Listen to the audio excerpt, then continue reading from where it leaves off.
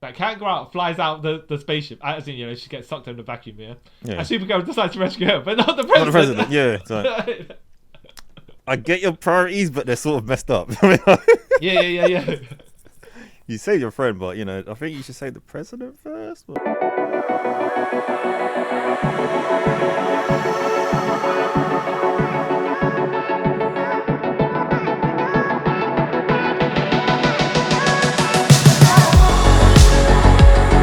Hi guys, welcome to this Jobber Man episode of Trip Around the Multiverse with your man who is a cyborg but black, even though I'm imitating a guy who's white, CY Chong. Yes, and I am the man who is from a rip-off race of Kryptonians that no one really likes, and I haven't seen him since. Well, I haven't seen him since. When have I seen him since? Since he came back. Well, you haven't seen him since because you never watched the series, but we'll get on that in just a second. Oh, Carl Charles. Yeah. And today we're having a look at Supergirl, the series from 2015, which Carl never watched. No. But we are specifically looking at the Superman episodes from season 2, which is episode 1, episode 2, episode 20, and 21. Yes. Yeah. Yes. Right. And let me ask you, because you watched all the other CW shows. Actually, you didn't watch Batwoman, did you? Yes, the only one I didn't watch. No, strangely. Yeah, but you didn't watch this one either. No. Yeah. Any particular reason, or just? No, there's no particular reason why. I'm trying to think now. How come I didn't watch things to watch at that time? Yeah.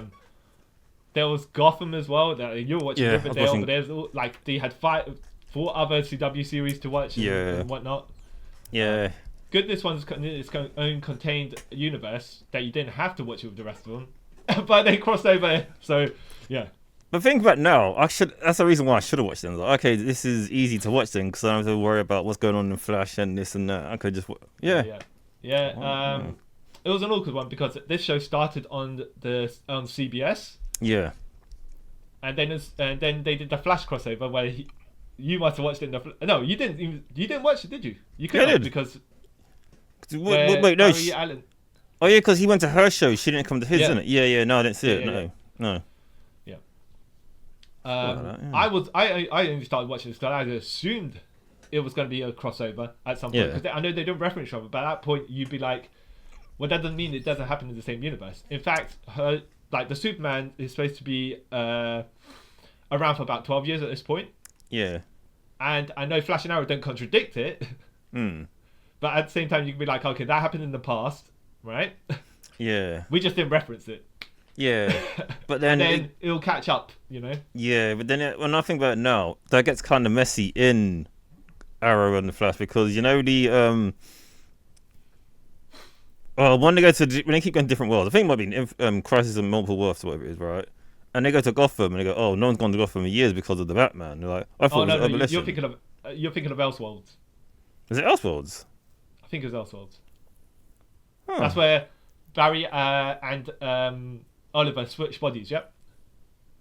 Yeah. Elseworlds. Okay. Which Superman was in as well. Which the Tyler Hickman version of Superman was in. Yeah. Yeah. Oh yeah. I messed that up then. Okay. Well. Okay. Yeah. All right. Okay. Now you've seen Superman and Lois. And when did that start? 2019. I want to say 2020. Because I finished this. No, I finished. Wait. Last year, yeah. Yeah. So I think I mean 2020, 21 or 20. Yeah. Okay, so you are familiar with Tyler Hickman as Superman, but that version that comes from an alternate universe. Yeah, but then technically no. Well, yeah, that does, isn't it? Yeah, because that's the one. Oh, this starts getting. Well, it starts hurting your head. They tried to make it a crossover because Diggle was in it. Right? Yeah. And then they were like, actually, nah, we were not gonna.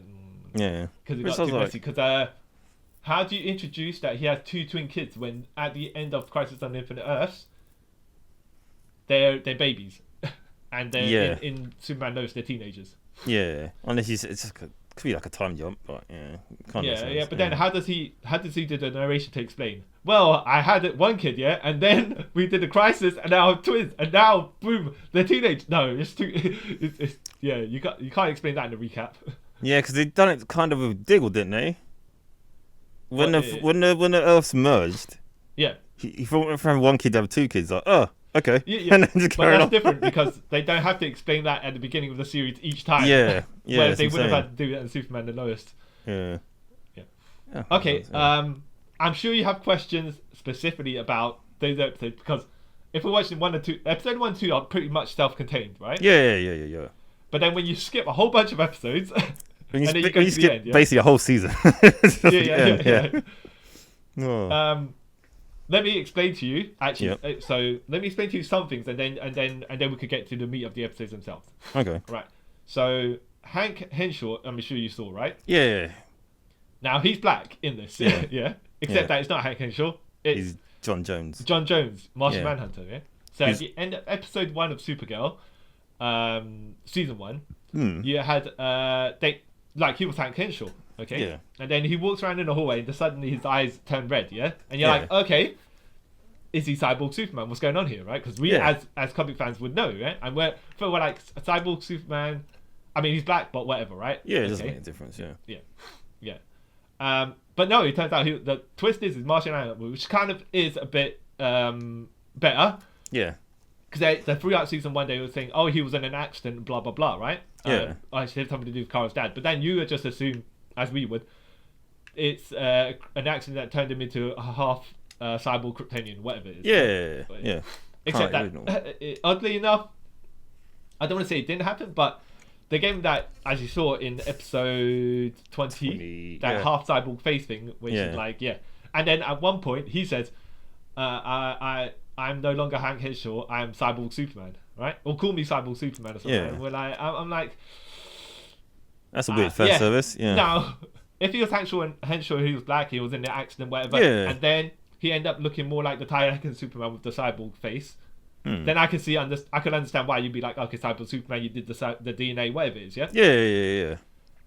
But why do you call him Cyborg Superman if you don't even look like Superman or have any? He wasn't exactly dressed in like the Superman suit or the black version of Superman suit or anything like that. He's just Alright, he was so just in his polo neck and his black gear. When I say black gear, I mean like black clothing. yeah. Quick question then. So that Hank Henshaw there, is that the real Hank Henshaw? The one in the later episode, yeah. Okay, cool. Because I thought it was some random just like robot that was saying. No. See, that's why it is. When I was watching it, just out of context, Yeah. you see John Jones, yeah, and then all of a sudden, when you skip 20 episodes later, and you're like, wait a minute, why has he got a metal part in his face? Yeah, what's going on here? That's what confused me. Then because they kind of said, John Jones is in a coma because of what happened. Like, okay, that kind of sums up that bit to me, but I'm still confused who this cyborg guy is.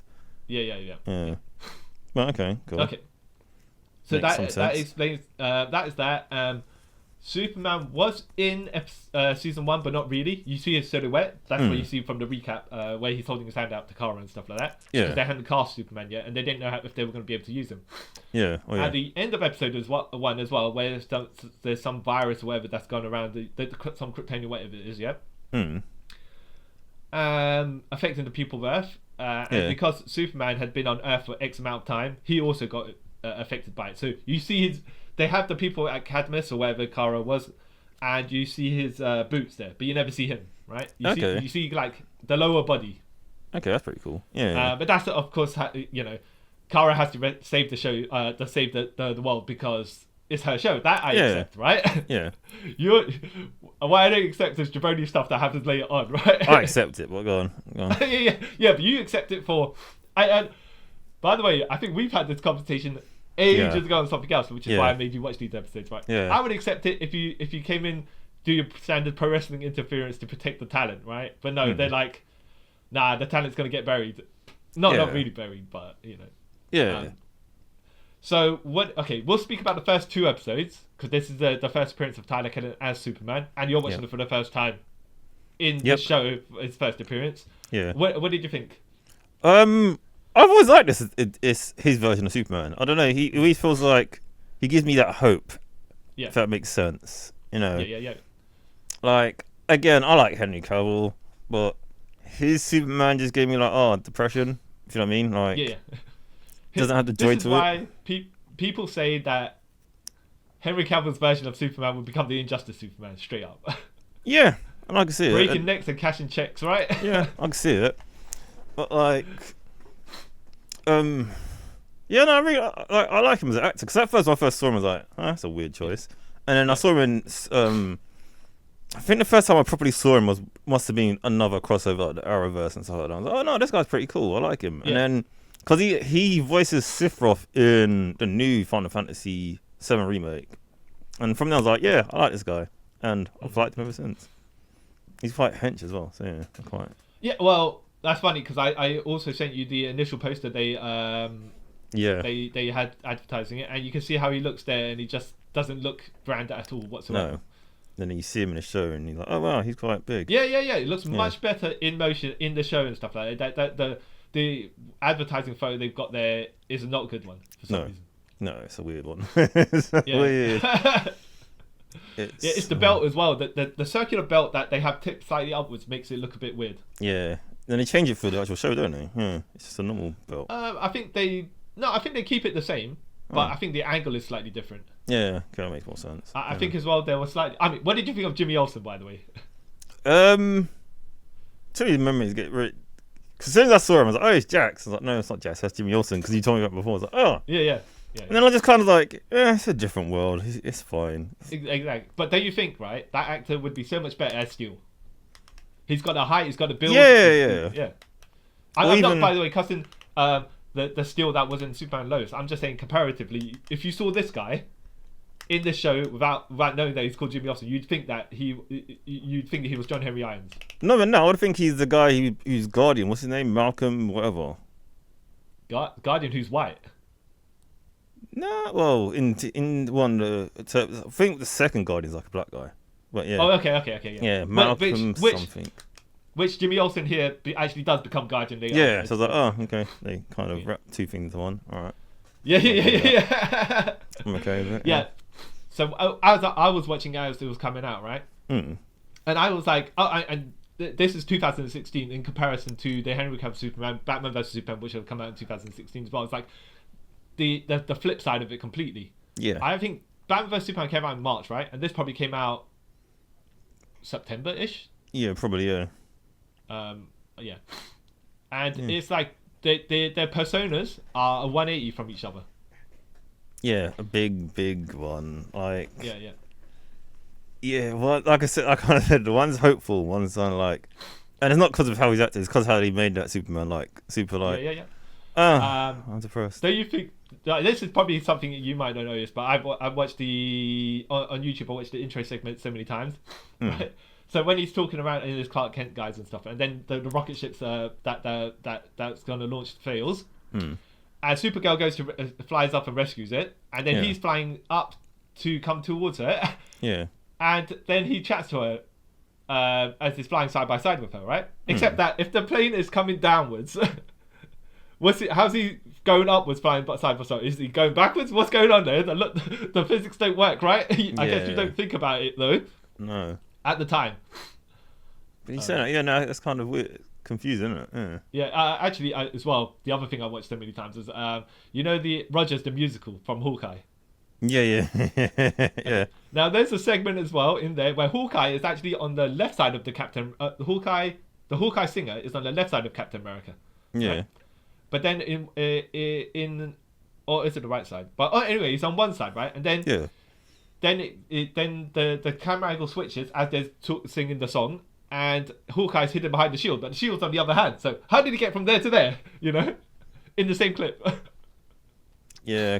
I didn't find a continuity guy. Yeah, that's confusing. But it only happens if you start watching stuff a lot and you go, yeah, and you're like, wait a minute. Yeah. So, so when Tyler Hoechlin first appeared in the Clark Kent guys, what was your thinking? Again, I was like, oh, I'd buy it. Because, again, he's not too overly big. And not Lois, Clara kind of makes that joke, like, oh, you got this clumsy thing on luck, really. He's like, no, I don't know. That was by accident. Like, oh. Yeah. And he plays off kind of like a country boy. Yeah. Even when they rescue the plane the first time around, and they're having like a casual conversation up there, and he's like, it's all good, let me give you a hand. They put the plane down, and then they're talking about, oh, it's awesome to stay, and he goes, oh yeah, I always wanted to, always wanted to work together. And then when the people on the bicycle come along, Superman and Supergirl. Well, actually, if it was the other way around, it was Supergirl and Superman. Which, fine, it's her show. That's not, an issue with, like... Yeah. It's not like about being sexist saying who's first and who's whatever. It's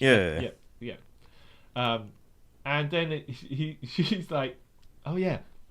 To the little girl, right? I used to change his diapers, right? And then Clark's like, you didn't really have to tell them that. And she's like, no, yes, I did. And he's like, okay, yeah. See, that's like I kind of find that charming about the things I've seen in the Supergirl show. It's not that I find charming, so I might actually go back and watch it. Cause I'm like, this is pretty... Well, yeah. I mean, but that's why I say Clark doesn't come off here as egotistical, whatever. He's like, okay, she's taking a dig, but that's cool, yeah. And then when they come into the DEO the first time and he's just shaking everyone's hands, and then when he meets John Jones and you see this beef right away, you're like, you can just tell. It's just the switch in mannerisms. It's not even like it goes red eye or anything like that. It's just oh, glad to meet you. Shakes hand. Great work you've done here. And then when it goes to John Jones, he says, John. yeah, exactly. That's it. Clark. Like, oh wow, that's... yeah. But then I was sitting, I was like, you just throwing out people's secret identities, like nothing. Okay, cool. yeah. No. John, he says Superman. He doesn't say. He says Superman. But he does know who he is. Yeah, I was like, oh, okay. But yeah, like the bits and pieces I see on this point, like, no, you know what? I like how they're both played. This is quite an interesting show. It's quite different from the Arrow and the Flash. It's kind of like. Yeah. A more light-hearted version of the Flash. Yeah. Even though the Flash is hard anyway, but Now, let me ask you, as a person who once again, just watching the stuff from the first time here. Now, as you can see, Kara's a reporter, except that in the Supergirl lore, she is not. Yeah. And I will say, even just watching season 1 of Supergirl, it's just like, okay, they can't get Superman. So what we're gonna do is get Supergirl and just put all the Superman elements over to her. Like, we get Jimmy Olsen. Yeah. We get that she is working for a magazine / newspaper, the National Enquirer, whatever it is, right? Yeah. She's got the glasses now. Yeah. And I was thinking Kara Danvers also. She had brown hair in the comics, I think, to disguise at some point, but they just we'll just tie in a ponytail. We'll just do the same clumsy Clark Kent stuff, except that we can't. Because we can't use the guy the originator of the gimmick. We'll use not the knockoff, but he's adjacent. Yeah. What did you think of that? You just be like, okay, that's that. Yeah, because I was thinking, like, realistically, from what I know of Supergirl, what jobs has you ever had? I mean, well, it's true. I just think it was more a direct line of Superman, but as a woman, ish. I kind of saw it as well, like. It's for me deep thinking it, right? That obviously she looks up to Clark, so she was like, you know what, I want to be a reporter just like Clark. Which that's how that's in my head. It's like, okay, that's why I was like kind of alright with it. Yeah. Oh yeah. And I forgot to mention as well, there was an episode in season 1 as well where she was fighting Rector? I can't remember who it was, right? Yeah. Some guy in a tech suit, and she managed to apprehend him, and then they're messaging back and forth. Yeah. And it says Clark, of course, but and he's like, oh yeah, you managed to capture this person. I never did in my years of being Superman. Which like, okay, fair enough.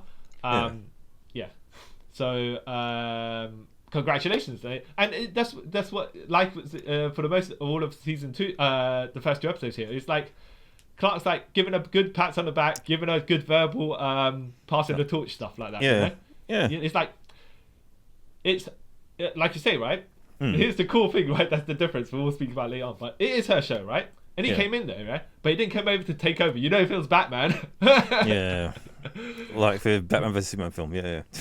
Well, whoever show it is, if it was Batman, except maybe for Nightwing, right? But if it's any of the Bat family, Batman come in there and try to take over control because he's one of them, right?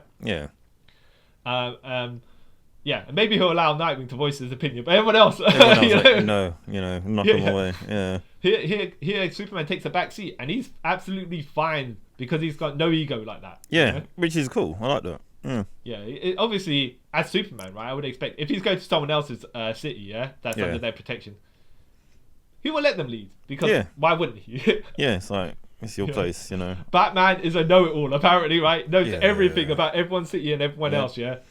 Because I remember there's like before Crisis, no, would have been after Infinite Crisis. There was a crossover between Batman and Green Arrow, and Batman went to Star City, and basically that's what happens. Like, oh no, we'll take my lead, and Ori's like, dude, this is like my city, you know. Yeah.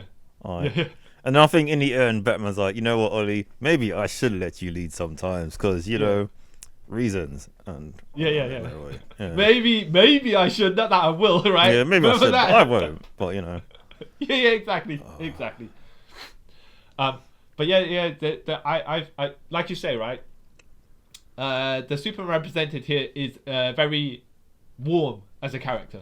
Yeah. You know, you feel like he's your best friend, even though you're a stranger.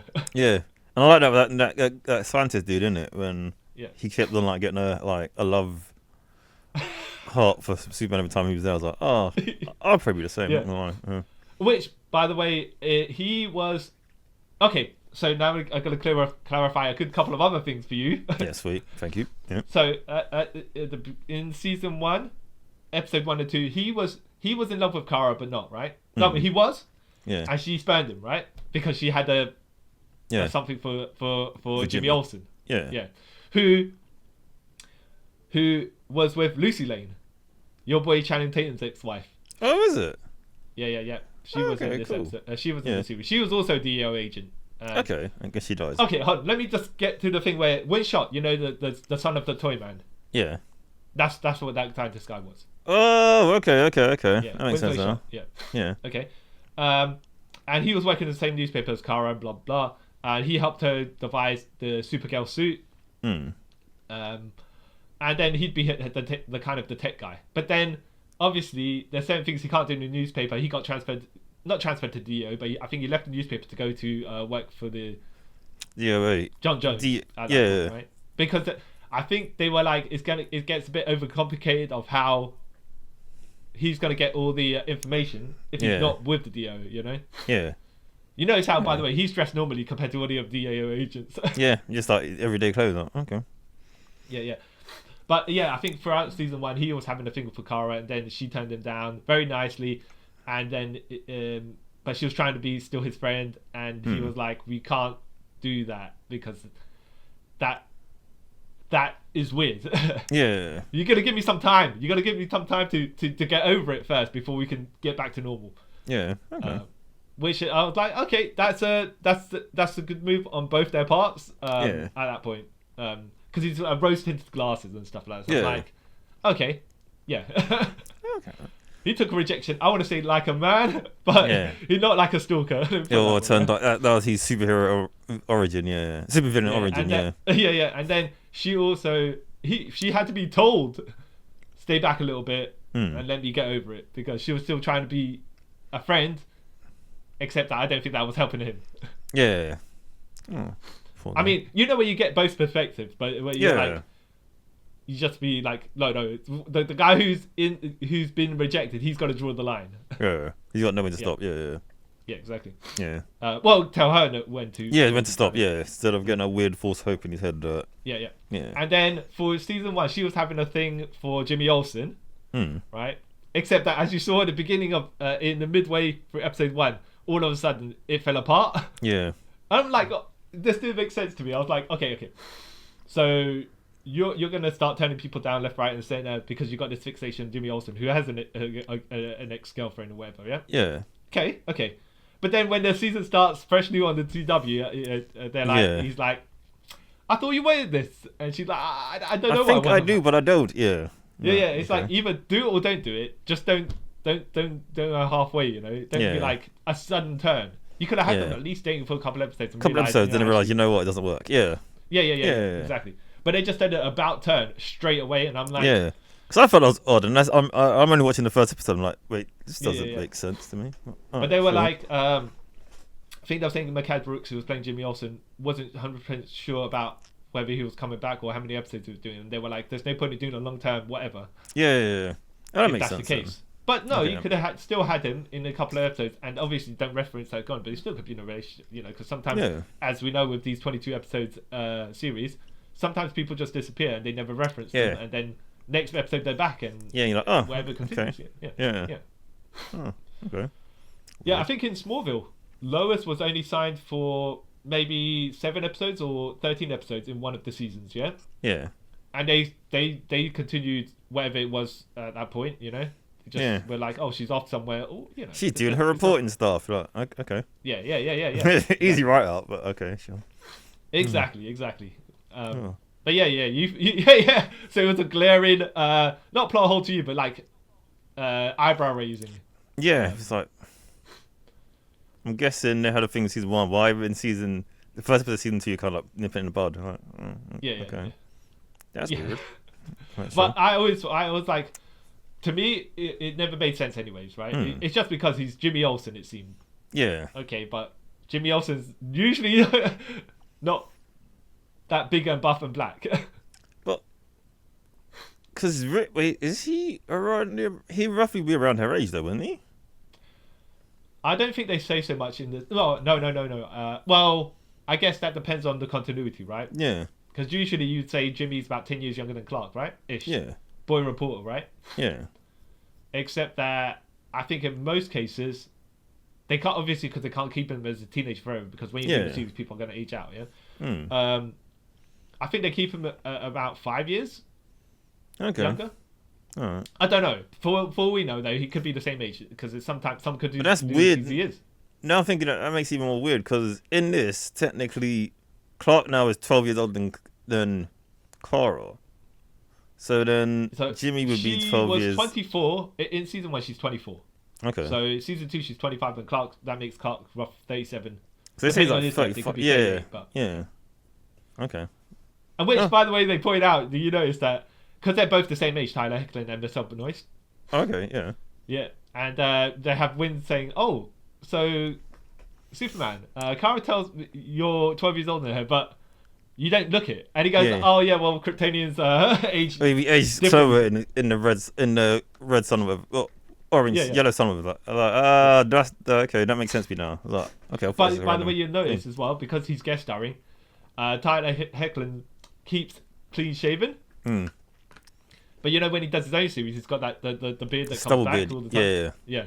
And they're like, because it's so much harder to keep, because if he's a main cast member and he's got to do all show up most of the time, it's so hard to keep him clean shaven. Yeah, makes sense. Yeah. Plus, he hasn't got kids here, so that makes sense to me as well. Okay. So, what do you think of the Superman suit here? Because some people blaze it, and I know you've seen it a couple of times, but now you're seeing it more times. How I like are you it. thinking of it? I like it. Yeah. The only thing that it took me a bit while to get used to was, it's like a really small detail thing that I noticed. Like, the crest has these little yellow bits. Yeah. On some of the edges, yeah. Yeah, and that was it. I was like, okay. Yeah. But besides that, I like how the cape is sort of goes inside those little red plate bits, and I'm like, And I'm a fan of that belt. I don't like the pants. So I was kind of glad it was like a jumpsuit sort of thing. Yeah, but I like it. I like how big the S is as well. I think they could have brightened up the some of the red, maybe not super red, but this was kind of a bit more of a dark red, and they darkened the yellow on the S as well. Like, you don't need to have it that like. I don't know, like me, because of like I know like TV wise and stuff like that. If it's bright red, it will show up really weird and burn the screen. That's why if you notice, like all Superman stuff, they always even like Spider-Man a bit. They dull it down a bit so it's not too bright to burn out. Would you say if it was Flash season 8 red, Flash season 8 costume red? Ooh, that'd be too. Or is that too bright? Too bright. I think for Superman anyway. Yeah. Well, Superman is it's got to be comparative to the Supergirl costume, right? Yeah. Got to say, to keep the colors consistent, yeah. Yeah. Obviously not as bright as the David Cornsworth version. No. Because that is a bright costume, yeah. Yeah. It's a bit too bright, and it's not as dark as the Man of Steel one, so that's a plus. Yeah, and you'll notice as well, this is bright. This costume is brighter than the Superman and Lois costume as well. Yeah. Because that's kind of darkish, but then. How that sort of film is kind of filmed in like a tint, darky sort of tint, so gets around it. Yeah. What? But yeah, I like the costume here, and I can see why. The reason they say they changed it is because the costume is not practical for wear and tear on a longer running series. Yeah, that makes sense. Yeah. That makes sense. Yeah. Okay. Yeah, but as you know, padding, right? Yeah. Season 1 was crazy with the padding. Right? Look, I don't mind a Superman that looks a bit slender. Yeah, no, as in this version. The costume fits, it looks fine. It's not about the stature, but it's all about the portrayal of the mannerisms. That's what I'll put. But you know, saying that now, right? Does Superman really need to be bulky? Because if you think about it, he's an alien, right? And the sun gives him the strength. So would he need to look muscular? No, but that's the logic. What my friends are saying is like he could be skinny, right? Yeah. And it doesn't matter as far as Kryptonian genetics are. I know superheroes have to look like superheroes at the end of the day, but how can he work out to be that size? Yeah, that's what I realize that now. Because a lot of people say, "Oh, Henry Cavill had the best build for it." Blah, blah, blah. I'm like, but how did he get that? Like realistically, like you're saying, how would a Kryptonian get to look cut and just chilled and stuff if everything on this earth is light to him? Yeah, you know what I mean? Yeah, exactly. Yeah, but people, you have to kind of like let that slide. And then even by that logic as well, then shouldn't Supergirl look like a CrossFit woman? You know what I mean? Is that sort of yeah. Except that okay, that's more of visual shortcuts for what appeals to people that buy the comics. I say unfortunately, whatever it is. Yeah. Like as we've seen. Comparatively, the cinematic Batman suits, yeah, and you would say Patterson's one looks the most protective, yeah, but it looks super bulky, which and Ben Affleck's one probably looks the most accurate, but it's supposed to look skin tight. I don't know, yeah, that's what I'm saying. So logic in it doesn't make sense exactly. Speaking of, right, I'll see if I can find it for you. Okay. All right, here it is. So you saw the Superman costume. I will send you the picture of... so if you go to that link and have a look further down, you'll see Mon-El's costume. All right, give me a second. He doesn't wear the costume in these 2 episodes, by the way. Yeah, because I'm going to ask you, when does he ever get to wear the costume? Yeah. So Mon-El does get... I think he comes back in season 3. The Legion of Superheroes rescue him after he goes into the... They kind of do the thing where... He gets the lead poisoning and had to go into the Phantom Zone, except that it's not really the same. Okay. But if you scroll down from that link, you'll see Chris Wood in the Mon-El costume. Which fits like the Superman costume. Okay. Except that it's red and blue. I like it. The only thing I don't kind of like is in the middle it looks like a crest was there and he took it off. Okay, so... And you are right. Okay. I don't want to say you jumped to conclusions. You were like, visually just looked at it and you're like, okay, that's it. There's this, but why? And yes, in fact, you are correct because he was inspired by So the whole season 2 is like a Supergirl kind of teaching him how to be a superhero. Yeah.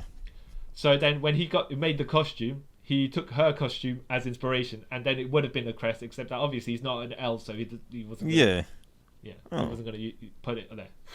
Okay. So that's how that costume works. But you see, he used the Superman cloth as well, so it's like, okay, that kind of makes sense. All right. Okay, so what did you think of the latter 2 episodes? Well, hold on. There's any more comments you want to make on the first 2 episodes? No, I like the relationship between Clark and Kara, and their Martello was pretty. I thought it was a clever way to do it on a TV budget. Yeah. But I thought obviously it made sense for who to team up with like Martian Man. Okay, first of all, it's a bit overkill if you're fighting Superman and Martian Man. Yeah. It's a bit like. And then the other thing is like, so they have their Superboy Prime looking protection suits, right? Yeah. Against the Kryptonian Metello thing, right? Yeah. And they fight Metello. Martian Manhunter gets punched into the sky. Okay? Yeah. and then Kara and Alex Danvers are fighting the other Metallo, she's got the bionic enhancement suit, right? Yeah, she had the from exosuit thing. G.I. Joe, right? Yeah. Oh, okay. And I'm like, if Marshall Manhunter took a punch and he went flying into space, then if Alex Danvers took a punch, even in the enhancement suit, because it doesn't seem to like it doesn't cover any like important organs or anything, just the outside. Yeah, exactly. Yeah, she got thrown by a car and fine. It was on the back or whatever. Right? Yeah, whatever. But if she's taking a straight punch, she's dead. yeah. Dude, she's dead. So that makes sense to me, right? I could logically accept it if Marshall Manhunter took a punch, right, and then he went downwards into the ground, because then that means Alex could take a punch from a robot and blocking it or trying to do whatever, and go downwards as well. Yeah. Rather than then you think that unless you're gonna say that Metallo that was fighting Superman and Marshall Manhunter was a stronger version than the other one. Yeah, which at least like say a line just kind of make it more. Like you understand. But yeah, that was funny. I thought it was hilarious. And he was hiding as a little girl. That's weird. And then there's the melodrama a bit where it's like Kara's thinking of going to go and live in Metropolis. Yeah, exactly. Yeah. And then Kara's then Alex has got to call her out, saying, "Look, man, that guy." She cut the promo about Superman. He left you for 12 years with my family, and he didn't look back. Yeah, he thought you were a piece of trash to left in the rubbish basket, and now you're telling me you want to go with him? You shut your mouth, woman. Well, when she's like, the thing is about all that, like, she has a point, right? Like, it's like, I've been your sister literally for the last like 12, 15, whatever, how many years, right? Yeah. And this guy kind of really found about you recently, so yeah. It's a bit weird you're jumping on your new family when your sister like is right here. I get he's your blood, but Yeah. But then it also makes him look like a bum as well, Yeah, it's like he only come to you because now you're famous, sort of thing. Like, yeah. Come on, man. I was there when you was going through your weird teenage stage. So. Yeah, exactly. So right, deservedly, she got called out for that. Yeah, and I like how Carl was like, "You're right. Sorry about that." I like that. Not like didn't lead into like an argument. Like, no, you're just saying this because you're jealous or anything. No, I like Carl was like, "No, you have a point. I'm sorry." I was like, "No." Yeah. If this was the Flash at Arrow, there'll be like some rift between them for a while, and then all that stuff. Yeah. You got Oliver Queen saying, "You can't tell me what to do." Yeah, but I can tell you what to do. Wait, what? Exactly. Okay. And then he would never apologize, right? No. He would be like if they turned out that he was wrong in the end, he would do the Vegeta thing. He just 2 fingers and a nod, rather than you know what, I'm actually sorry for. Or he'll wait till die and then yeah. Sorry. Yeah. Oh, Oliver Queen. Okay. So skipping along to that, maybe we'll reference some other stuff in the first couple of episodes if you need to go back there. All right. But skipping along then, right? Yeah. Between all of that, by the way, you'll notice in the first couple of episodes, Alex is like to Kara, "Oh, your cousin smells good" and stuff like that, right? Yeah. And like you said, who is straight, by the way? Yeah. He's having the lovey-dovey with eyes with Superman, yeah. Mm. And it was like if it's a cartoon wolf, that does the eye jump. Hubba. Yeah. Yeah. Right. And then 20 episodes later, you see that Alex is in a relationship with Maggie Sawyer. Yeah, I was like, okay. Because I already knew that she was in the show. Because when you see her later on, she's with her. Yeah, I kind of knew then. Yeah. But I was like, so when did they switch? When did they decide they're going to switch that up? Or did they ever allude to that she might be bisexual in the show? So if I was watching it from the beginning without any context knowledge and stuff like that, right, you might just assume that Alex was a lesbian straight away. Yeah. The only thing that might have made her straight was because she said that Superman smells good, right? Yeah. That's it. Yeah. Yeah. But in season 1, I think she was in a relationship with a guy or something like that. But then the relationships were not panning out. And then in the middle of season 2, she's like, "You know what? Yeah, I'm done with men." Yeah. Yeah. Well, no, it's not quite like that. Yeah. But maybe there's a reason me and men don't get along. Oh. See, they kind of the better version of her coming out than they did with Bobby, with Iceman coming out. It was like, "Hey, Bobby, you're gay." Wait, am I? And then he's gay. No, that was hilarious because that was where Jean Grey was like, "You know what? Yeah, Bobby, all the other original X-Men, Angel, Beast, Cyclops, they all want a piece of me, yeah? Yeah. But you don't. Yeah. Yeah. Might not be because it might not be because you're younger than me and you're not into that stuff yet. But no, you're gay. And he's like, what? And then he became gay. Like, Yeah, the past version, right? And then somehow manipulate the current version to become gay as well. It made no sense to me. No sense to me. Like, not because Jean Grey was like you're saying, she wasn't sour because all of the men, even Xavier was after her. Yeah. Nah. Ooh, yeah. Oh God, Xavier's the worst. Yeah. But yeah. So and I'm guessing as you saw, Maggie Sawyer is not a white blonde lady, but I was like, okay, cool. Because for some reason, I don't know why. Before they said the name, I thought, is this Renee Montoya? And I was like, but why was she being this? Yeah, and then Max was like, oh yeah, and then I put them two together. Yeah. Is it Cassandra McCaffrey Kane? Cassie Kane? Batwoman. What's her name? Oh, Batwoman. Sorry, Kate Kane. That's it. Yeah, I was like, isn't that Kate Kane's wife? But I was like, okay, sure. Yeah. Gotta be wife until they can't use them, right? Either, apparently. And then they could. Wait, you know the Batwoman series? Yeah. Was she Kate Kane? Yeah. Okay, cool. Just want to make sure. Not Catherine Kane though. Yeah. Who was the other Batwoman, the original Batwoman. Yeah, he was gonna be Batman's wife, but then you realise they cut some weird. Yeah. But the other thing is as well, because like you're saying, right now that this is F38 and the other Earth is with the Flash and Green Arrow is F1, right? Mm. So if Maggie Sawyer on F1 was the lady playing Alex Danvers, I would have been like, okay, I accept it. Cool, like alternate universes, people look different now. Yeah. Some cool. People look different. Some people look the same across universes. It's just like, okay, cool, whatever. Yeah, exactly. As we know from Spider-Man, even though we're not Spider-Man No Way Home, there's 3 different people playing Spider-Man. Yeah, but it all Peter Parker. Yeah, exactly. So it can happen. But sometimes in the CW universe where they jump across, and Barry Allen is still Barry Allen in F2. Yeah. Grant Gustin, right? Yeah. Except that in another Earth, Barry Allen is John Wesley Shipp. Yeah, and then he's Jay Garrick, also John Wesley Shipp. And then he's Henry Allen, also John Wesley Shipp. Yeah, that was... Yeah. Which is like, some like alternate universes, people can look the same, can look different ways. Yeah, it's one of those things. When the alternate universes, you've got to take it for what it is, Yeah. Exactly. There's no point in going, but this person looks different. It doesn't matter. Just take it for what it is. Yeah, exactly. So, Alex Danvers was Maggie's. If she was Maggie Sawyer over there, I'd be like, oh, cool. Yeah. All right. Yeah. All makes sense. Yeah. And you saw what's her name, Linda Carter. Yes, as the president of aliens. Yeah. The president of the free world, aka America, is a white Martian.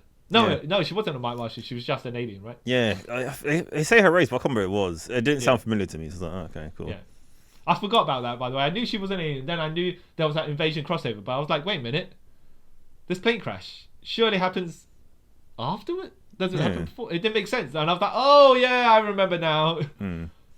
See, that kind of intrigued me to want to carry on. I was like, hey, what does anything come from this? Oh, I tell you what's also funny as well, that Cat Grant flies out the spaceship. As in, she gets sucked in the vacuum, and Supergirl decides to rescue her, but not the president. Not the president, yeah. Like, I get your priorities, but they're sort of messed up. Yeah. You say your friend, but I think you should say the president first. But sure. Oh, and as you probably noticed as well. Well, actually, no. You're gonna have to tell me as you're going along. Did you notice it? But Cat Grant is not supposed to know. At this point, it's not revealed that she knows that Kara is Supergirl until the end of the season episode that you watched. Oh. Yeah. Did you think she knew all along? I thought she had like some hint into it. Yeah. But they were like they were written as does she or doesn't she hint? Yeah. Not confirmed, so they could write at the end which way they want to go. Because I kind of thought when she saw Jimmy as Guardian and she said, "Yeah, I know you're Jimmy. I can see your eyes." I kind of gathered from that she kind of already knows these things about these people because Which then made it like, well, it's more on. Oh yeah, and you saw the episode with Barry Allen where she's like, "Yeah, I know you're the Flash. Yeah, so it's like you come out of nowhere and then the Flash appears and then you disappear and the Flash is also so yeah, I know who you are. She's probably the smartest person in the whole universe. Yeah. yeah. Which would make no sense if she didn't realize that Kara was Supergirl. Yeah. Makes sense. Yeah. Yeah, especially since Kara works in her office and then she will disappear. As reappear as Supergirl and speaks with Cat Grant on the balcony. So yeah.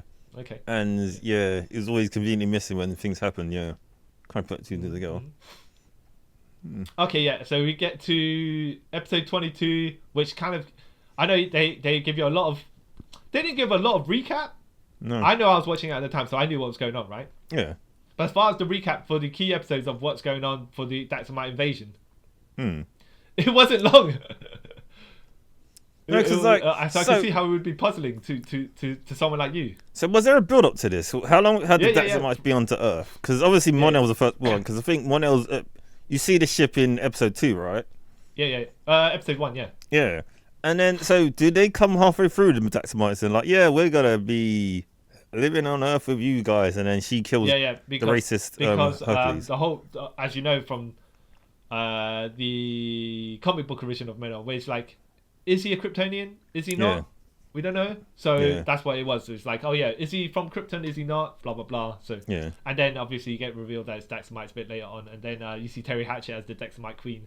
Yeah, I was like, oh, it's Lois. Yeah.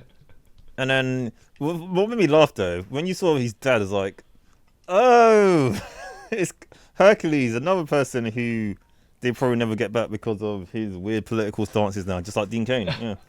Yeah. Who played Kara Danvers' adopted dad? Oh, is it? Yeah. And Kenneth Slater was the mum. Oh, cool. Yeah. Supergirl. Yeah. Oh. But yeah. So there was that. Let me think. Yeah. So basically, like you say, the Daxamites decided, you know what? Now's the time. We're gonna go and invade Earth. Because my prince is on it or whatever it is, yeah. We're going to take over. And then you saw Lex Luthor's mum. Yeah. Who, by the way, he never made it, like John Cryer did not make an appearance through this. They hadn't recast their Lex Luthor, I think, until Supergirl season 4. I thought so, yeah, because they were running it, yeah. And throughout the series from 1 and 2, as I was watching it, right? I know Leona's meant to be the replacement Lex Luthor, which is like, okay, you're just gender switching people. Yeah. But and it's not, by the way. Yeah. Go on. No, I was gonna say I kinda like how they didn't just like say, yeah, this is the female Lex Luthor. It's like, okay, she's tied to Lex Luthor in a way. Like, okay, I'm okay with that. In some ways they did some things slightly worse than that. Rather than having them as their own character with their own motivations and whatever. Yeah. Right? They're like, she is better than Lex Luthor. Yeah, she's a woman. She was outplaying him in chess or whatever it is, and all that stuff, And I'm like, hold on a second. All you are telling me is we're gonna backseat another character, and put another character above them. It's just like you don't need to. You could always go in a different direction. You don't need to directly say they're better. You could just run a parallel. You know why I think they did that? Because probably at the time as well, they weren't sure if they were allowed to use actually fast. So they're trying. But as we'll go on to later on, you're using external reasons. Yeah. And I'm trying to argue it as kayfabe, within the context of the story. But like things like that, I kind of buy them. Like, okay, if you can't use a person, we don't want to have like a subplot. I don't think you should kick the dirt over someone else just because you can't use them. Yeah. I would. Well, I kind of would. Yeah, but that's the difference. That's the difference between me and you. But that's why. Yeah. You accept what happens later on, and I don't. Yeah. And by the way, I'm not saying it's bad what they did, or I'm just saying I'm disagreeing with the execution. They still could get to that point without having to do what they did. Like, if I get where you're coming from, they sort of did like a organic sort of build to that point, which is like, yeah, she's better than him, and it makes sense. Not just like straight away, she's better than him because of this. Yeah, no, I get what you mean. Exactly. Yeah, and that's more of that direction is where I look at it when Superman and Supergirl have their fight in a bit, which we'll get to. Yeah.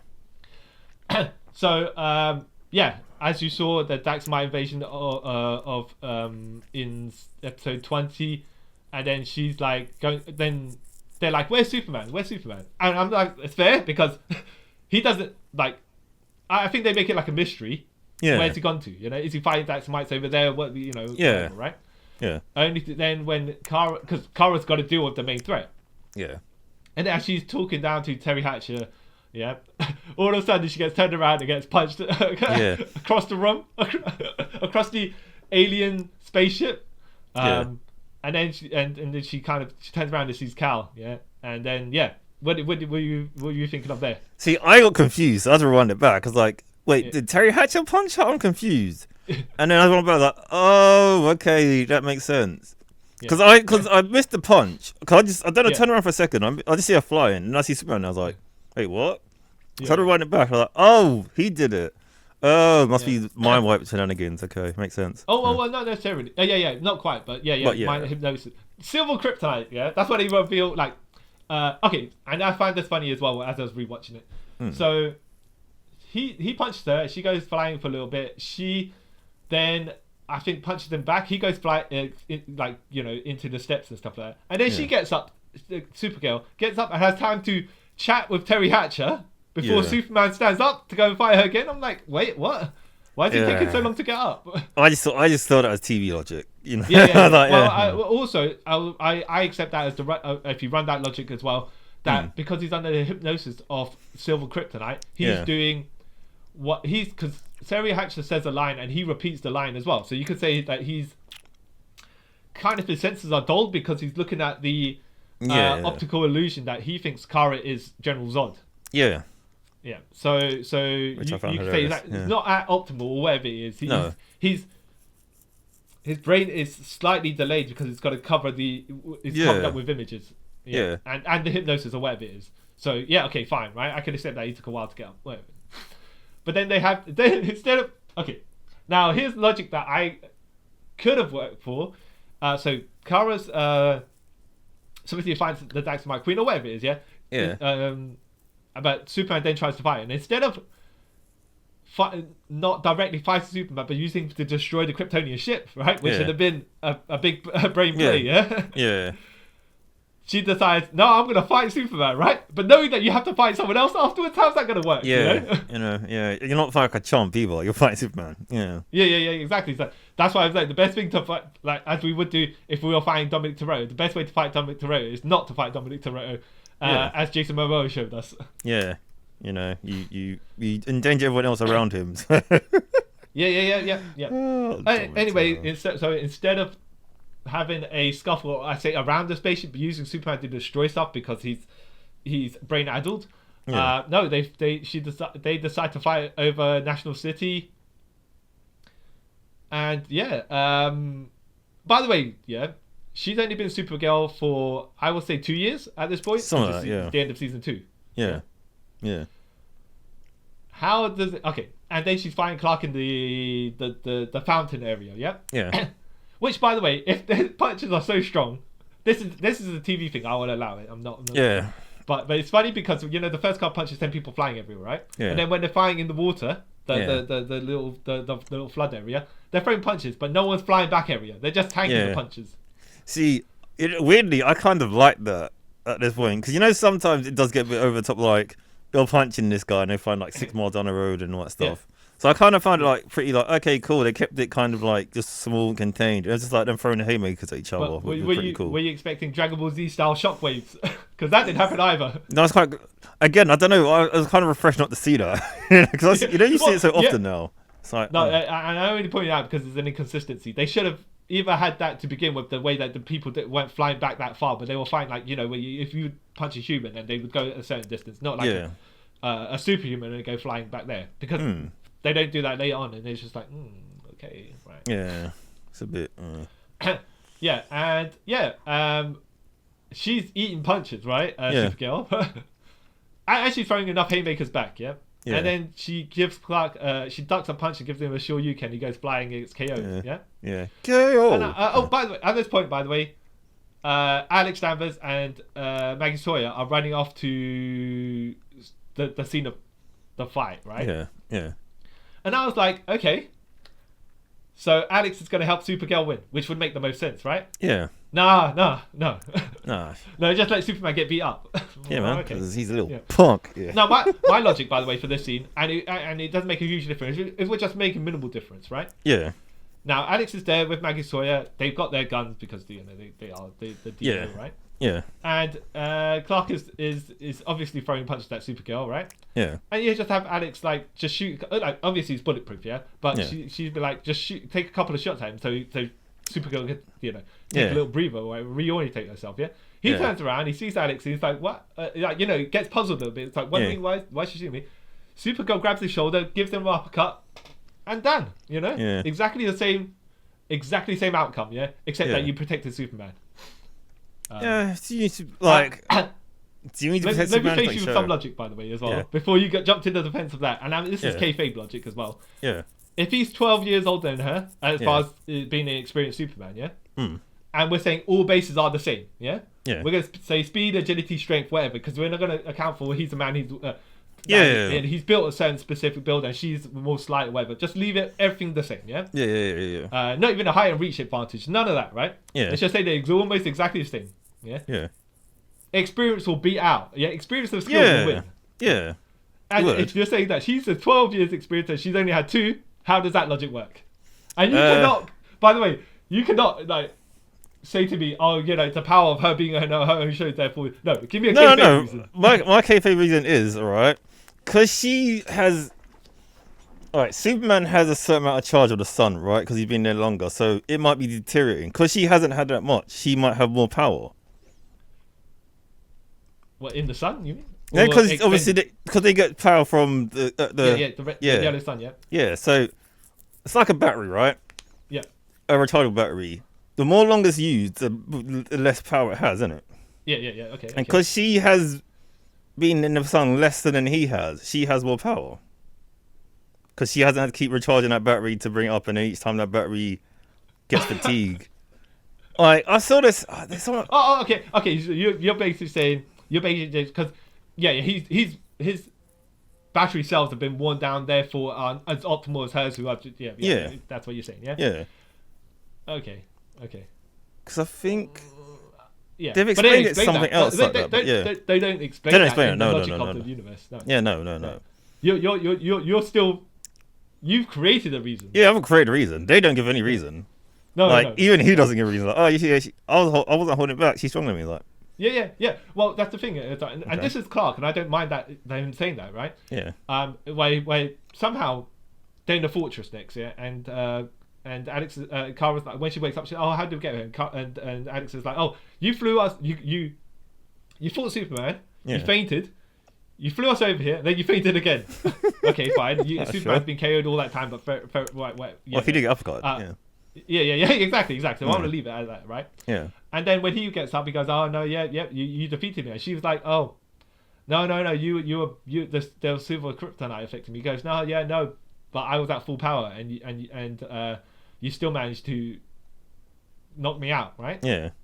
I'm like, okay, you're just trying to rub in the victory in the sense that we accept that she did it, right? Yeah.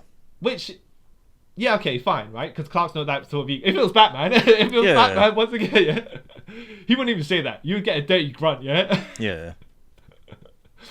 But that's like... You can't even accept Karate Kid beating him because they had to cheat, right? Like, they should have at least kind of... I get where you're coming from, right? Like I say, because it's her show and, like, they weren't planning for him to have a show, so it's fine. But they could at least give a reason for... Like, he could have said, maybe, this contribute to me beating me. You know what I mean? But yeah. And it's not necessarily, we are defending him because, we want to protect the character. It's more of the sense of Superman's at a certain stature. Yeah. And if Kara's only been around for 2 years, she hasn't reached that point where it seems like a passing of the torch moment for her. Yeah. For Superman to say all that stuff, Let's just say, for example, right? Shade's gone 5 years, they have the fight. Then I'll be like, okay, she's been on that journey where she's reached his level, as far as the show's going, right? She's built the experience, and they do that, and you'd be like, okay, it's more it's built in a better way, right? Yeah. 'Cause that's the journey of her trying to be like Superman or becoming a Superman's type character of hope and stuff, right? Yeah. No, she just does it at the end of season. It's like you introduce this guy in the first episodes just to have him lose at the end of the season because that's where we were going with it. And it's like, yeah. It's like in the Flash where Wally West finally made an appearance, right? Yeah. And did you ever think, by the way, they were going to do the Return of Barry Allen storyline? No. Okay. No. Which they didn't do, right? But let's just say Wally West came in season 3, yeah? Hmm. And then they did the Return of Barry Allen season storyline for series 4. Would you think like that makes no sense because Barry hasn't built enough of a legacy for Wally to be his idol, disappear, come back, be Eobard Thawne and stuff like that? Yeah, that's why I thought it'll never do it because it wouldn't make any sense in that short amount of time. Yeah. Exactly. That's why I'm like, this doesn't make her win. Is the power of the writers did it to me. Yeah. Again, not, by the way, for example, when Batman beats Superman in Dark Knight Returns, it's like, yeah, okay, but he got nuked by whatever it was, got affected by all of that, and he was depowered to a certain degree when he was fighting Batman, so I can, and he got outsmarted, which I can accept, right? Yeah. Which explains why Lex Luthor can't do it all the time, because Lex Luthor is going to drop a nuke just to depower Superman to beat him up. Yeah. It's like if they could have written better. Like I said, I can accept it, but they could have gave more reason to it. Exactly, and it's not like, by the way, I'm saying I don't accept the whole story is like trash or whatever it is. It's just more like I know Supergirl has to fight the Daxamite Queen, which is Terry Hatcher. Yeah. So she has to defeat Superman in order to get that point. To be the champion of the world, whatever. So she could get that one-on-one fight. Yeah. That is fine. Yeah. They just needed to show me a logical step rather than them saying, no, you viewer have to accept that what we've written. Yeah, that was a bit of a but like one thing they should have done, and like in general, but then because like they kind of allude to it and they never did anything with it, right? In the New 52, when they rebooted everything, right, they did Supergirl, they alluded to the fact that she might have different powers to Superman because she's female and the female genetic and stuff like that, and they kind of hinted to it and then he just dropped it. So it's like, why can't they ever just do that? Just also, I see as well people defending it on some bits online. Did you ever read the Batman Superman series by Jeff Loeb? Way back when. Yeah, when they had like Superman Public Enemy and then the yeah. So the second storyline was Supergirl from Krypton. Yeah. When they rebooted Supergirl, wasn't it? Yeah. When she arrived, she seemed stronger than Superman, right? Yeah. And then, okay, fine. But they then, because she could outrace him and everything like that, right? Yeah. But then Batman specifically says, look, she's not necessarily stronger. She just doesn't know how to control herself. Like, Superman can reach those speeds as well. He's just been around so long, he knows, like, what the limits that he's supposed to be against the people of Earth. Because there's a storyline with, I can't remember what it's called. Michael Turner drew it, and it had Superman where he was on Krypton, and there was this other creators. Sorry, Superman Godfall. That's it. Yeah. Godfall. Yeah. And then later on, that Praetor character who had the Superman symbol, he wrote up, he dug it on his own chest, and then he did the line across it. Yeah. He had this hut where he was getting with normal women, right? Human women. Yeah. And then you hear the screams outside the tent, right? Yeah. And then him walking out of the tent all covered in blood because obviously he's got no control. Yeah. Yeah. Okay. Yeah, and you know what he was doing in that tent. Yeah. Because he was coming out with no clothes. Yeah, murder. Yeah. Yeah. Exactly. Ways, Murder is what we will definitely call it. But yeah, so I got that logical reason. I think sometimes when people bring the argument up that Supergirl is more stronger than Superman or whatever it is, they just bring they bring up that the page, not necessarily out of context, but not the rest of the sections of it afterwards. And I'm not saying, by the way, Supergirl has to be necessarily weaker than Superman or something like that. But if you're going to reference something, you've got to reference the whole thing. Rather than select sections just for your argument. And like you were saying, the rechargeable the worn down rechargeable battery analogy, yeah. Yeah. If someone brought that up as their logic somewhere in the comics, yeah, it'll make more sense. Yeah. Yeah, exactly. It'll have reason behind it. Yeah, Yeah. fair, you showing me where that's from. You show me the source. Yeah. And I would not kind of say, oh, and the argument was, oh, that's for that continuity. If it was an alternate continuity, for example, right? Yeah. If it's supposedly mainline continuity, how do you go about that? Yeah. But yeah, no, they should have. So then afterwards, right? They're like, oh yeah, so Kara, you got to fight the Dax Might Queen, even though you defeated me, right? And she's like, yeah, but Clark, do you mind, show me some fine moves? I'm like, what? You just defeated him. Why did he got to show you fine moves? That makes no sense either. Hey, you might be stronger than someone, but you might not be a better fighter. Yeah, and then there's a bit where she has him like to do the move or whatever it is. You see it at the end of the movie where he's like, yeah, kind of tapping out, but he's like, yes, you got that very well, very quickly. Which okay, it's fine, yeah. I mean, I don't say you're not showing him as in a position of strength or anything. He's always got to be slightly weaker than Supergirl, but we're not going to the Triple H realm of video games where Triple H can never be in a position of weakness. Yeah, always got to be at like 90 plus stats. Yeah. So those sort of things, okay, fine, whatever, yeah. So what did you think of the rest of the episode?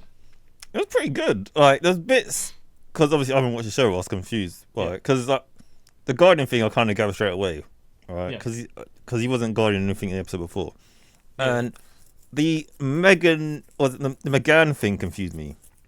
So is she? Like, because obviously in the comics and stuff, she's not related to him, but he kind of technically adopts her, right? And it's his his niece, whatever. But then, was there some weird love thing between them? Because I was like, this is weird. Kind of, they find out obviously in the dive bar where all the metahumans are and the non-human stuff. Yeah, I think she was working there, and then, but you know how it is where the White Martians wiped out the Green Martians. And stuff like that. Yeah. So they were enemies, kind of, and then they kind of not, because there was always some of that tension, like if the Baroness was trying to get with Duke, that sort of thing. Yeah. See, that kind of, because I was like, oh cool, they bought her. Then I saw the love. I was like, oh no, that's a weird thing you're bringing into this. Why can't it just be his platonic niece? Like, it's alternate universe, so I can accept that. Yeah, true. Yeah. But that threw me off. As well, it's one of those things where it's like, oh yeah, it's got two Martians. Why don't we get them together? Yeah, it's that sort of thing. I was like, I suppose. Yeah. But isn't that like just saying, for example, you have in a normal TV series or whatever, you have two people that are of a particular race, and you're like, let's just let's put them together because they don't do like. Maybe it's not their preference. Like, that sort of thing. Exactly. Right. By the way, you say the thing about Guardian as well. So, did you think that James Olsen was Guardian from season 1, or? I was guessing it's somewhere from season 2. Okay, I know. And why'd you say that? No, because because it was sort of mentioned in the first 2 episodes. That's why I just gathered. Oh, it must happen somewhere in the middle of season 2. Fair enough. That's a good Batman style detective skills that you're showing me there. Yes. Thank you. Just because they don't reference it, by the way, doesn't mean it didn't happen. But I know what you mean. And I get your yes. So. It's like during season 2 he decided he's gonna. I'm Guardian now. He's gonna exactly. And then there was a beef where they didn't know that Jimmy Olsen was Guardian.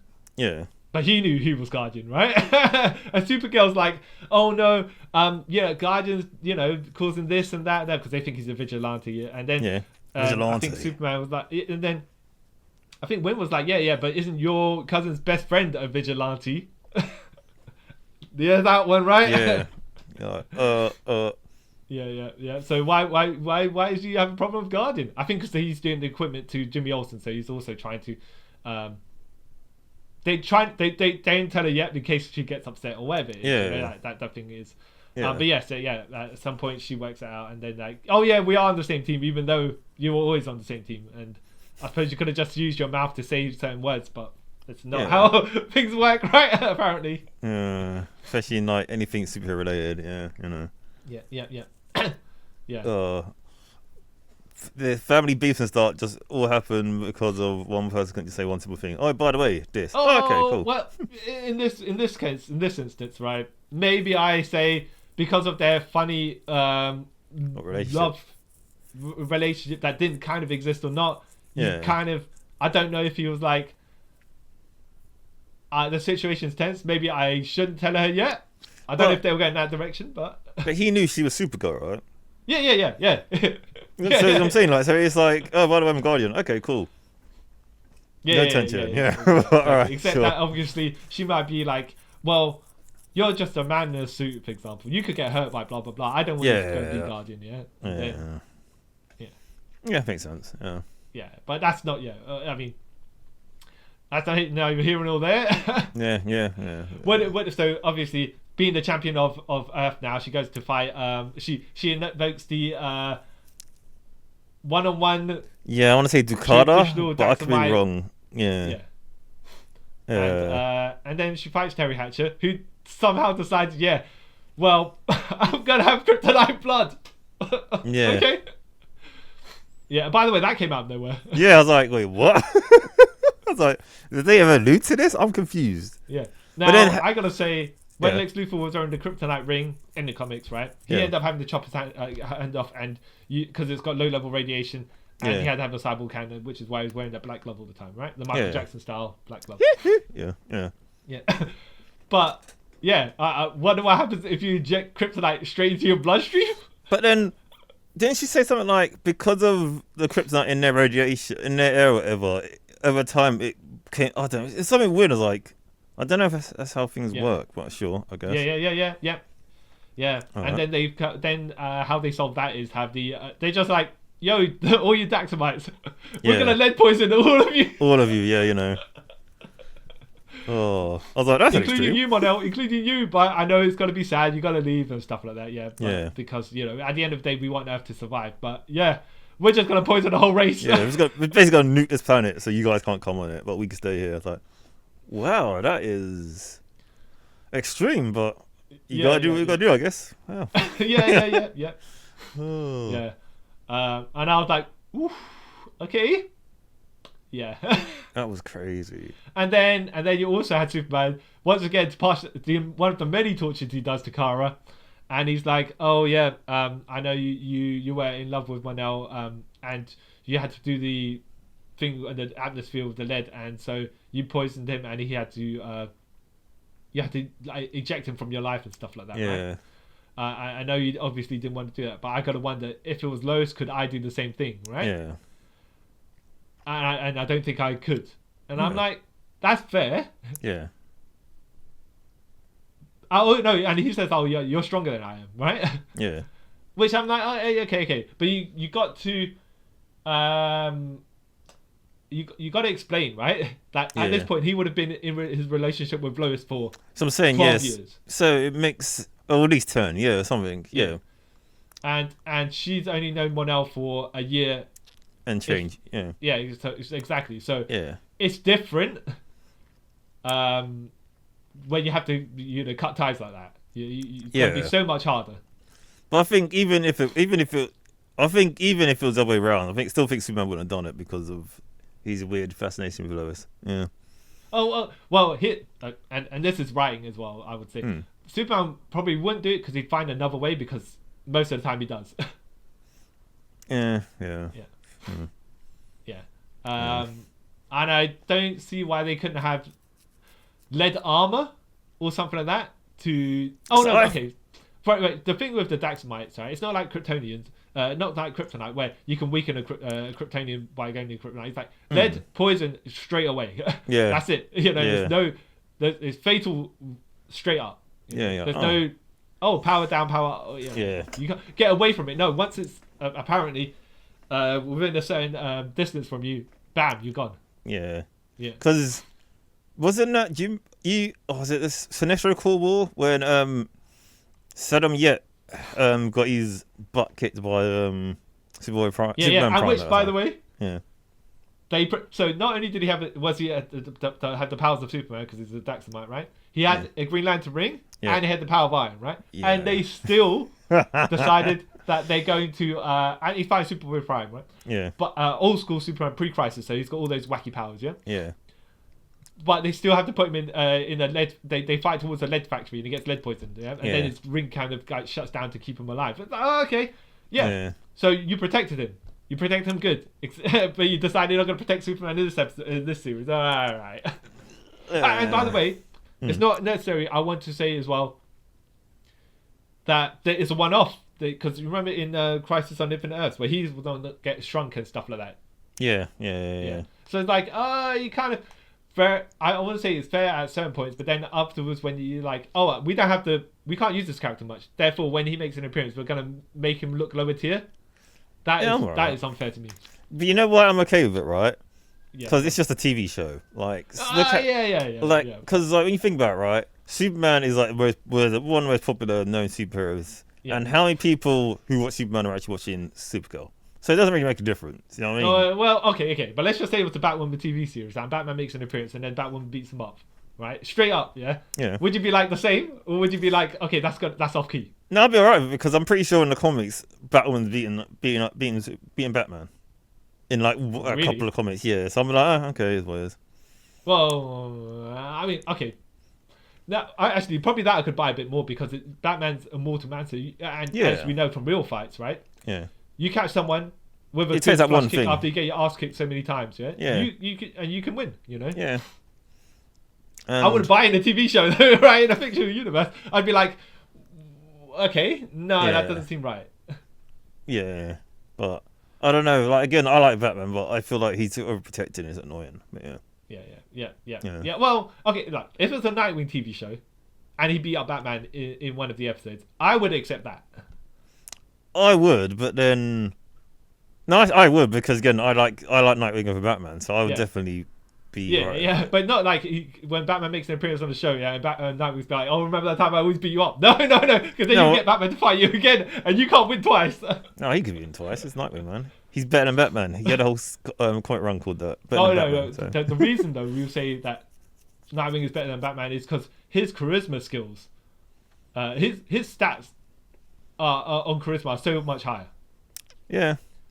And you could argue on certain other things like agility and acrobatics and stuff, like he'll be higher as well. Yeah.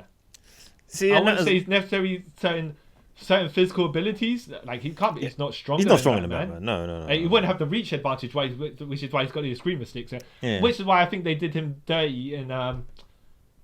Which one is it? Is the Batman animated universe? Where Batman got mind controlled. Right by Talia. Was it Batman and Robin? No, I think it was Batman Bloodline or something. Batman Blood or something like that.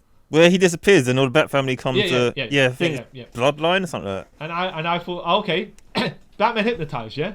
So Nightwing's gonna get the win on this one, and it'll be good. No, somehow he cracks Nightwing's arm, and Nightwing's end up fighting with a Baton with one arm, and I'm like, oh my goodness. The time where you could have just given someone the rub, you're like, nah, we're gonna bury him a bit more. But again, this is Batman. They're gonna put Batman over anyone because he's their cash cow. So Yeah, well, except for DCKO, where the heart of Apocalypse is like, Batman, your cheating ways. No. Yeah, that's what I'm saying. So even then, they kind of gave him a clean out, didn't they? Yeah. By using that, and now he's coming back in. Yeah. But like random, even though it's a random side tangent that we've gone on, but that's why I'm kind of interested in reading. I think is it the Matt Fraction Batman? There's a certain Batman run right now, and they're kind of like playing into the thing that he's getting old. Yeah. And I'm like, finally, after like 8 years, we're gonna like admit that he's getting old, and he's admitting it. Oh, okay. Wrapping it back to Supergirl, then after seeing only these 4, I know you've seen some episodes on the crossovers there, but we'll just leave that for now. Yeah. So you're saying that you're interested to watch from these episodes. You're interested to watch season 1 all the way to season 6. I don't know. I think I might just start from season 2, like fill in the episodes I missed, and then carry on from there. I don't know if I can bother to go back and watch season 1 because I don't know if I missed anything. Have I? Well, I was only watching season 1, by the way, because I thought Superman might be in it at some point, right? Yeah. And obviously, no, not until season 2. Yeah. Okay. But I think if you are going to watch a season 1 episode, you probably should watch the crossover, the Flash one, isn't it? The musical one. I think that's episode 18. I think. Okay. Yeah, I'll probably watch that. Though, as we talking about the powers in kayfabe universe and stuff like that, with the Flash, right? Yeah. For when if example, someone's got a bomb and say they're robbing a bank, they've got a bomb, and they go to the Flash. Yeah, you've got to get this a certain distance away because of the shockwave area. Yeah. Yeah. And so he runs with his super speed over there. He runs back, and the robber's already gone. Yeah.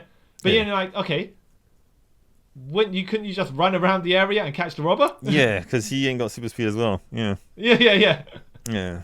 But whatever. And you'll notice that in some of the episodes. But I guess we noticed that from Smallville and all the other things where people with super speed who can do these things, never don't. do. And it's a bit more. In the Flash, you just notice it a lot more because you're like, a lot of things. If you've got super speed, how do you ride around it? Yeah. And then the logic is, don't think about it too hard. Yeah. That's the only thing. That's like the problem we got when you deal with like speedsters and stuff like that. You got to kind of like dumb it down a lot because then you just find yourself in plot holes. Like, but then you could have done this. It's like, just don't worry. Don't worry about this. Which is why, by the way, I know what super speed is one of Superman's powers. Supergirl's powers here, but they don't use it as often as they should. Yeah. Fair enough. Fair enough. Yeah, it is what it is. Yeah. I don't think, to be fair, you're missing much if you don't watch season 1. I think you'll just miss a lot of context of what happens at the beginning of season 1 with the Supergirl, Jimmy Olsen, not a relationship that doesn't happen. Yeah. Between all that. Well, I kind of know it doesn't happen now, so it's like, do I need to explore You don't need the build for to watch nothing. 22 hours of episodes to reach a point where it's like no build. Yeah, the build was for nothing. Yeah. Because like the end of the season 2 kind of gave me interest when I saw the whole she'll reign over whatever, and I was like, oh, reign. Oh, I remember that character. So that kind of gave me like a reason to maybe watch it. Yeah, but you got to notice as well, Superman is not in season 3. Yeah. So when the rain stuff happens, you're like, where is he? Yeah. It's like, this is earth shattering. He maybe should. Yeah. Because for a second I thought it was it Hell? Oh yeah. From New 52. Yeah. The other guy with the Superman insignia scarred onto his chest. Yeah. For some reason I thought that came to life for a second. I was like, no. Yeah. Probably want to forget about that. But the only reason, by the way, you didn't think that. It's not because all the women around her, all the people around were women, and they were talking about, she'll get sent to Earth and she'll reign, and then we're like, okay, we know exactly what this person's supposed to be. Like, oh, okay, cool. If they said, for example, it'll be hell on Earth, then we know. Like, it's him, that character who they will probably never ever use again. Yeah, cool. Yeah. Oh. Exactly. But for a second, I thought it was Doomsday with the blood. I was like, Doomsday? That's weird. And then I was like, oh, okay, cool. That makes sense to me now. Yeah, all right. Yeah. Yeah. So you're saying these episodes intrigued you enough to watch not season 1 necessarily. But everything afterwards. The continuation how it goes on. Yeah. Because I like the girl play Supergirl. I like it. I don't know if she's. No, like Melissa Benoist, I think does really good as Supergirl. Yeah, I like it. She suits the vibe. Or maybe you should watch the pilot episode of Supergirl. I'm gonna watch the first episode just to see and then. But what's funny is, just to see how. Yeah. But what's funny is, at that point, I know you're skipping certain information. Yeah. Alex is working for the DEO, except that she isn't. Okay.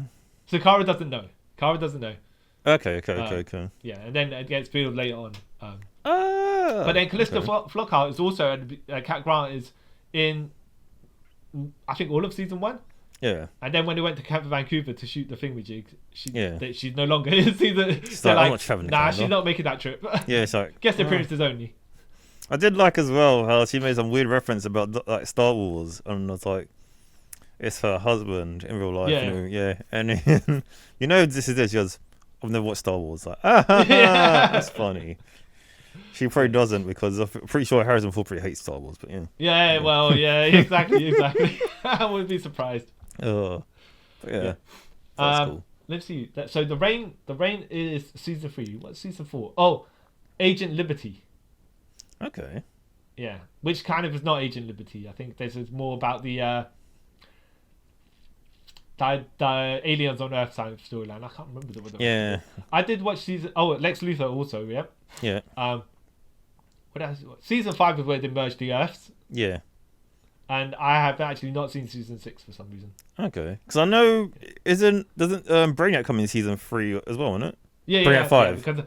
Yeah, Winslow's shot is just like that actor. I don't know what but they maybe contract negotiations. Who knows exactly, right? Yeah.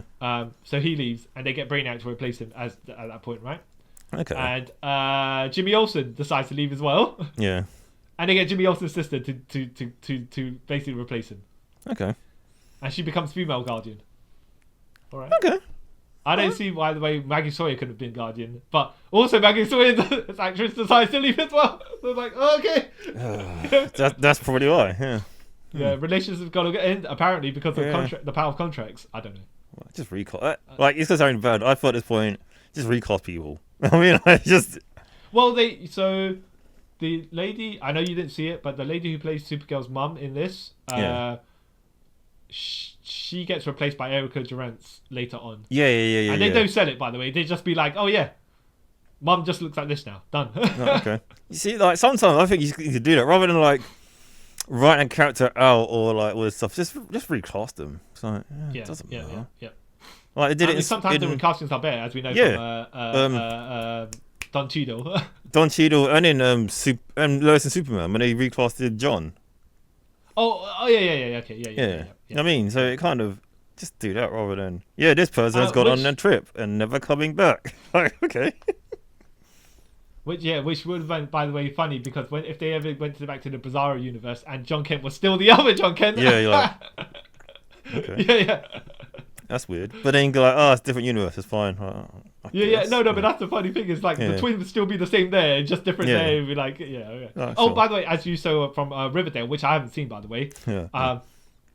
And they did the multiverse thing, and they basically had one of the Chinese guy in season 1 replaced by someone else in season 2, another Chinese guy. Yeah. And then in season 7, he comes back. Yeah, it's weird.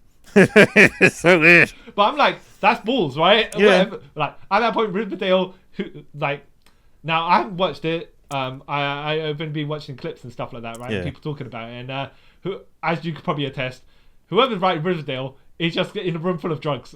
It is like season 1 has a plot to it, right? And so half of season 2 then just goes wherever it wants to go, and it's like, what? Did someone put this like into ChatGPT and just hope for the best? It's literally how it feels. It's mad. Yeah. Now let me point out, by the way, we watched this on ITVX. Yeah.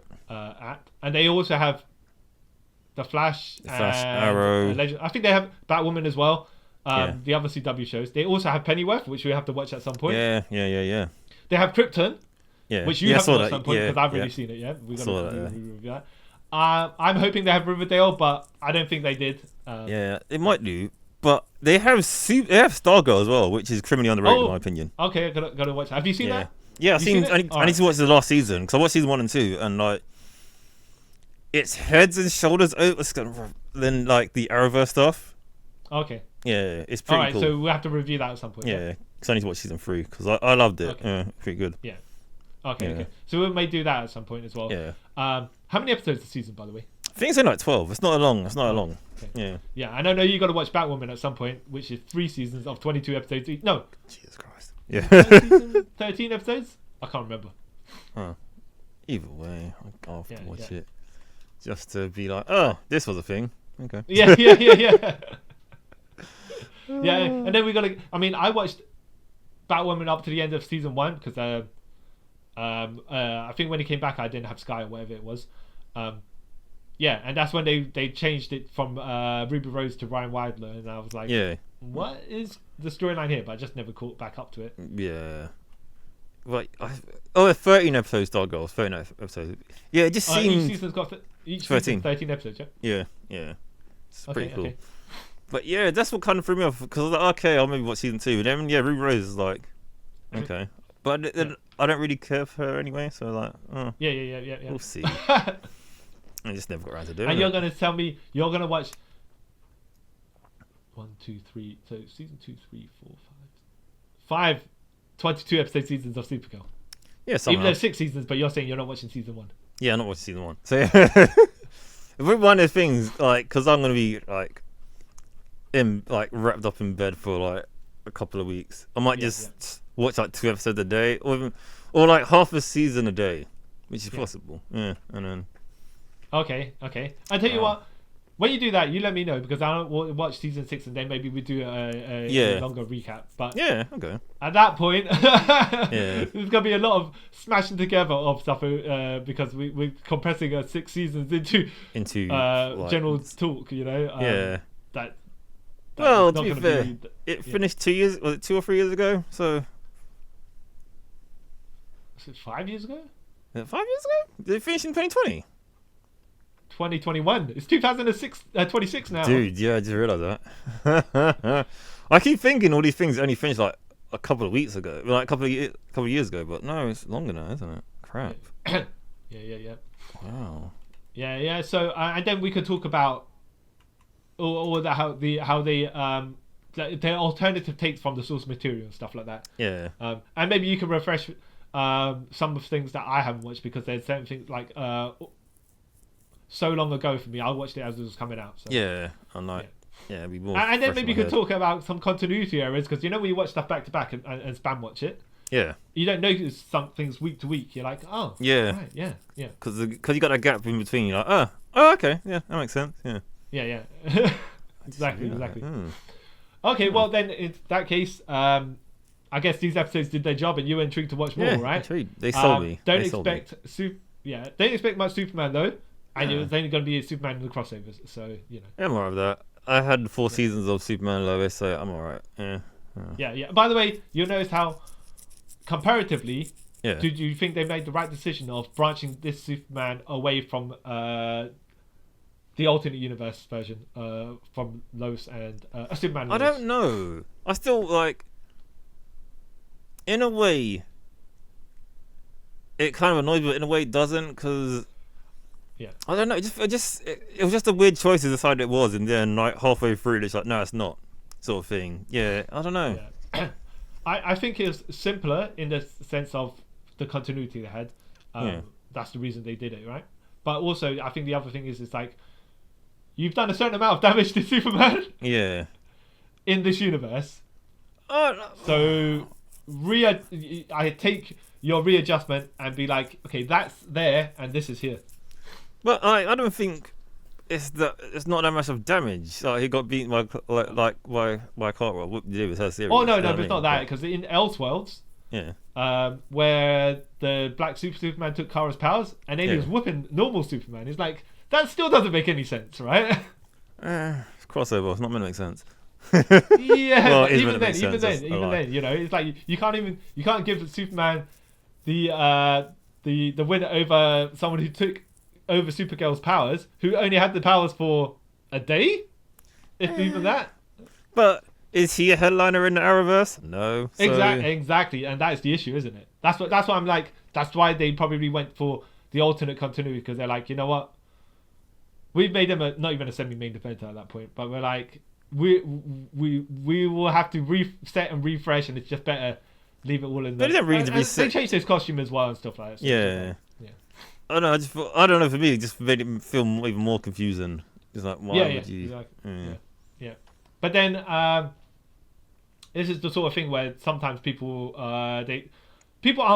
Well, okay, some people aren't stupid, but in the world of fictional universes, right? Yeah. I still think they could have done Superman and Lois and have it happen while there's Superman in the cinema. Yeah.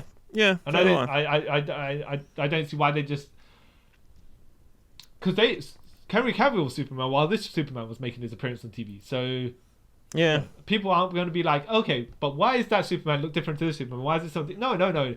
You just alternate universe. That's all you have to say. You know? Yeah. People accept it. Or just shop and accept. Oh, okay. Yeah. Just shop and accept it. Oh, okay. But exactly. Which is why, like we've got all those branching timelines in the Marvel universe. Yeah. And people accept it as well. Yeah. You know? Is Agents of S.H.I.E.L.D. in continuity or not? Well, you know. Depends what day you ask them. Yeah. And speaking of alternate continuities, I'm glad. I'm sure you're glad your boy, your boys, the X-Men, will make an appearance in Avengers Doomsday because Cyclops, right? Yeah, but I already have a feeling now. I know what's going to happen, and I'm like, what's going to be the point of it? But we'll see. Yeah. Doctor Doom's going to make an appearance. Yeah, Cyclops going to make up the blast, and Doctor Doom's like, nah, bitch. Yeah, and go wipe him all. What's that move that he does? What's Doom's super? Oh, I forgot now. Crap. Whatever he does, Doom does his MVS Chaos, whatever it is, Super, yeah. No, it's not SVC. I'm speaking of no. Doom does his Marvel superheroes finisher, and just wipes out the entire universe, and that's it. On to the next one. That's what it's gonna be, but yeah, you know. Speculation, by the way. I know you haven't seen the trailers. I haven't seen trailers. I know we're talking about alternate universe and stuff like.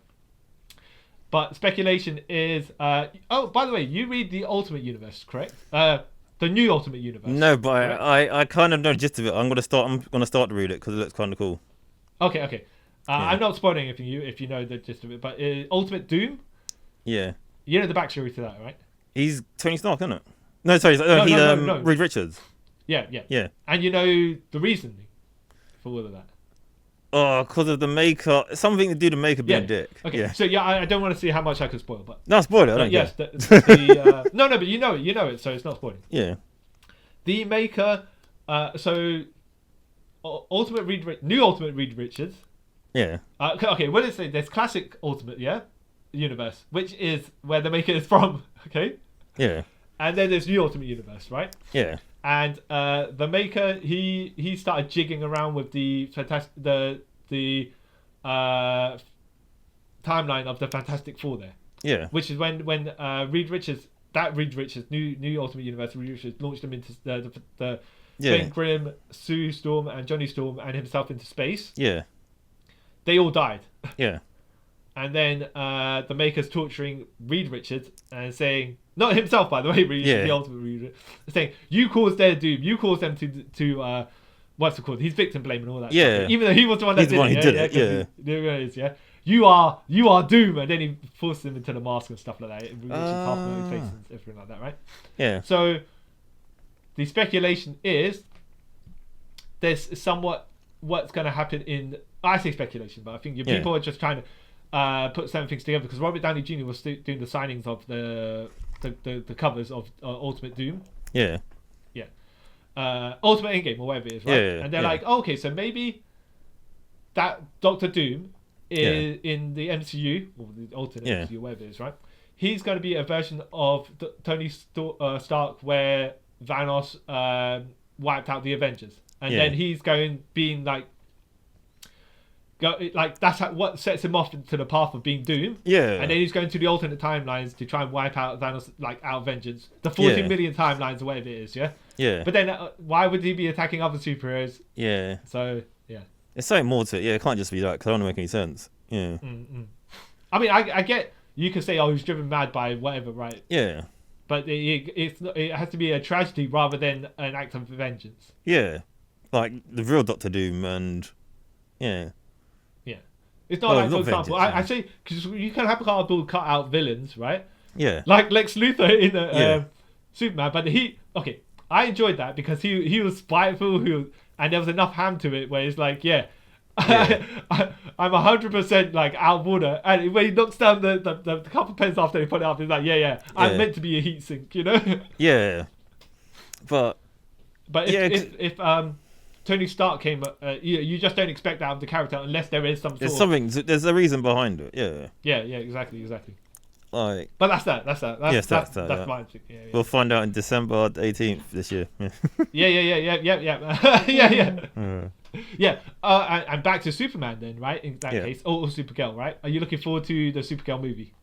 Yeah, I am looking forward to it. Or are you looking forward to Jason Momoa as Lobo in the Supergirl movie? I don't know about that part. So he's playing Lobo and Blanca. Okay. Yeah. Well, okay. Seems like heavy characters, but alright, sure. Yeah. And some people would argue he's also playing Akuma because they think Roman Reigns and Jason Momoa are the same person. Yeah. Racist! Yeah. But yeah, I'm looking forward to it because I feel like maybe Supergirl got screwed over in the Flashpoint. Whatever. Yeah. So it's good that Supergirl's getting a chance to have a film. Yeah. Quite crazy that that's the second DC film, but yeah, I'm quite interested. And I'm also looking forward to Man of Tomorrow film because I don't know how much of it is going to be Clark Kent making an appearance. Because I don't think they did enough with Clark per se, the reporter character in Superman, but they had to set a base somewhere. Yeah. and it probably is a bit more fun for Lex Luthor to be a co-lead, because then it's divided between 3 people. You got Lex Luthor, Superman, and Clark. And Lex Luthor doesn't know they're both the same, so he will treat them different and blah blah blah. And Brainiac's the villain in that, by the way. Oh, is it? Yeah. That's pretty cool. And I don't know if we're going to get the point of view of the film from more Lex Luthor's perspective, which would be interesting. It should be interesting. Or they should do like a TV show, because I recently was able to watch Peacemaker, and spoilers, he appears in that. Yeah. Yeah, like, oh, okay. And he swears as well in that. Yeah, like, oh, okay. That kind of film was like, wow. Yeah. So when he was getting blazed by Superman and stuff, like, no need for swear words. But all of a sudden, but when he gets pressed by a Argus agent, he swears. Like, okay. Yeah. All right. One can literally kill you in a second. One can just, you're gonna stay in prison a bit longer. Ooh. Like, why you swear? I don't know. Yeah. But hey. Yeah. Okay. Now I'm trying to think. I was going to say, you have certain things to look forward to in Supergirl, but because I watched it so long ago, I probably have forgotten exactly what the Legion of Superheroes do make an appearance, but that's what you know already, because Brainiac 5's in it. Yeah. And then you can see Mon-El from his suit. That Yeah. Okay. Whatever guest appearances might there be? No, I can't. It's all escaped my mind. Okay. Oh, I'm looking forward to see what happens next. Oh well, it's John Cryer, but then you already know that he's. Yeah, I already know that. Yeah. And you can see the level of vindictiveness he has as well as Lex Luthor. Yeah, I think there's a certain line that you have to keep within Lex Luthor, and I'm talking about the 80s Lex Luthor, where he was more of a businessman sort of thing. But we got a slight mad scientist and slightly like I'm a human, but I'm better than the humans, right? Yeah. Superman is not human, right? But he's beneath the humans. Yeah. Well, okay. Because from what I saw of him in the crossover, was it the Infinite Earths crossover? It was Infinite Earth, wasn't it? Yeah. He was pretty. I liked him in that. I was like, okay. Yeah. Wouldn't buy it from the guy who was in 2.5 Men. Yeah. But. Yeah. Well, the thing is like you got to be like Michael Rosen played Lex Luthor straight. Yeah. Gene Hackman played him with some ham and camp, Yeah. And I think John Cryer kind of runs that middle line. Yeah. And I would say Nicholas Hoult also is, well, it depends on whether we've seen more of him, Yeah. But he also does run that middle line to a certain degree as well. Yeah. He's like middle line but unhinged when it needs to be. Yeah. Yeah, exactly. Yeah. So, but we've I say evolved from Lex Luthor from the 80s, because otherwise he'd be behind the scenes most of the time, right? Yeah. But we want to have green and purple tech suit Lex Luthor. Yeah. As well. Yeah, we don't want Jesse Eisenberg Lex Luthor. Lex Luthor Jr. Yeah. I will say I think Jesse Eisenberg could have been a good Lex Luthor with the right material. That's what we say about Henry Cavill as well. Like, as far as me and you are concerned, it's like he didn't get good material to be Superman. So yeah. And same with Ben Affleck. So we can't fault the people within it. No, it's the script. Yeah. But what could have been? Yeah. Okay. Yeah. And I don't know how we're gonna tie that back to these two Supergirl episodes, but whatever at that point, right? Yeah. Whatever. Yeah. We'll just leave it be. Okay. And we'll just sign off for these. For this episode. Yeah. Yes, sir. Do you want to do the so pointy stick don't thing? forget to follow us on our social medias like Instagram, TikTok, Twitter, and it's all above us on the top of the screen. And don't forget to follow us on YouTube, like, share, subscribe, which it tells you at the bottom to do. And if you're listening in audio realm, you can find all our links and stuff will be in the description down below, I believe. Depends what app you're listening to, I don't know. But from one I listen to, it's on down below. And so that was us talking about what is actually the title of this episode? Well, it's Supergirl season 2. Yeah. The Superman episodes, because I didn't want to put all the titles of the episodes there because there's 4 of them and some of them are pretty long, so it was like yeah. I was like, nah, we'll just cover do a title that covers exactly what it is. Yeah. Supergirl featuring Superman. Well, yeah. Asterix. Yeah. I'm the person who poisoned themselves with Kryptonian blood to fight Kryptonians. So kryptonite blood to fight Kryptonians, which is like death sentence, but whatever. Yeah, whatever. Sure. See my John? And I'm the man who wears a mask with an open eye slit and then gets confused when people know who I am from my eyes. Kyle Charles. And yes, thank you for taking a trip with us around the multiverse. Bye. Bye.